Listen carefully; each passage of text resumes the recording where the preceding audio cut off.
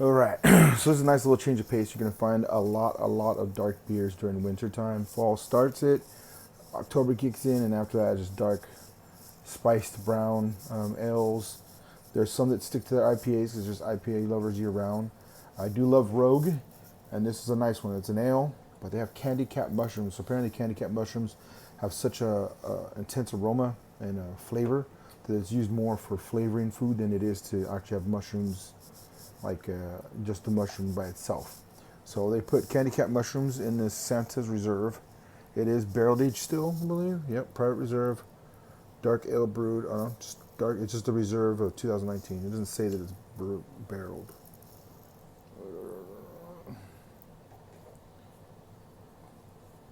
Anyways, it's supposed to be really good. It's 8.1, looking at 20 IBUs, so it's gonna be hopefully really malty. We'll see if it's savory or sweet. We'll just go from there.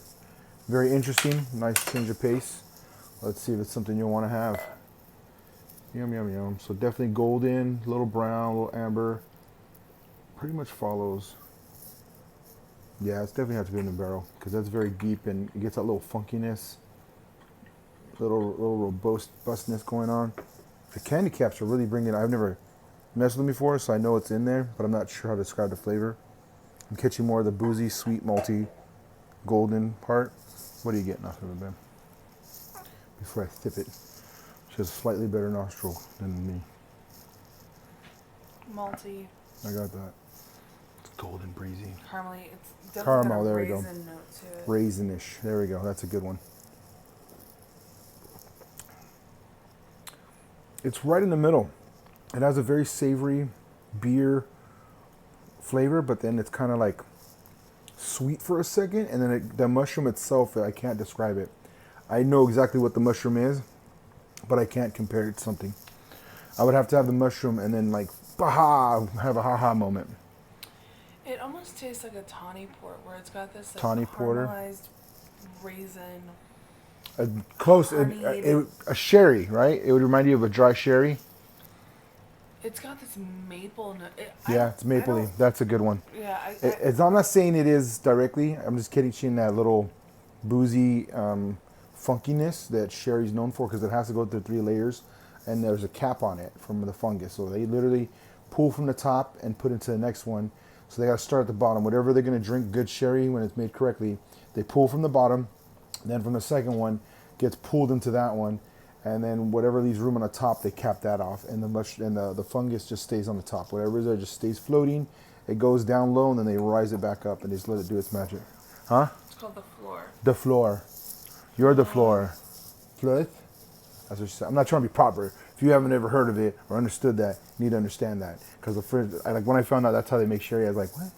I never would have known that. I'm not as familiar with sherries and how they taste. That But one is very maple. like mapley and raisiny, It and definitely has raisin. like caramelized. Does it kind of like straw or something? Because it has that plant, but it's not green. It's like dry, more like straw or something. But it's not very specific. It's kind of like going with all these other flavors.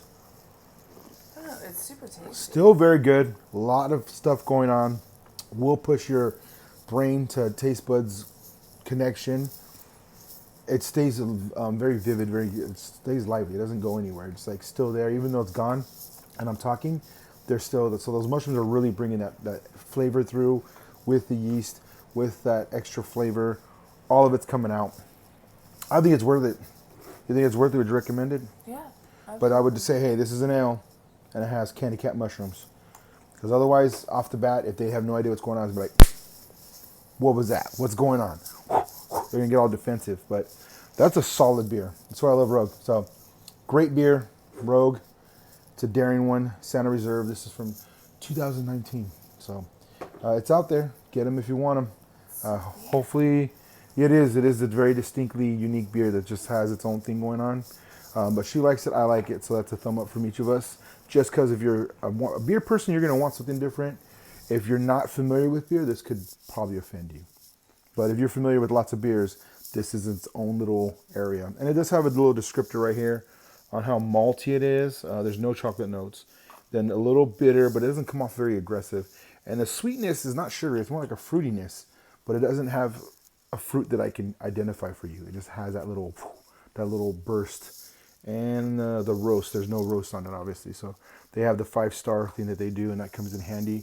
It also says that it comes. It's very good to pair with bacon wrapped dates, fried chicken and waffles, and Christmas cookies. So Oh yeah. there you go. They nailed it on the head on that one. So there you go.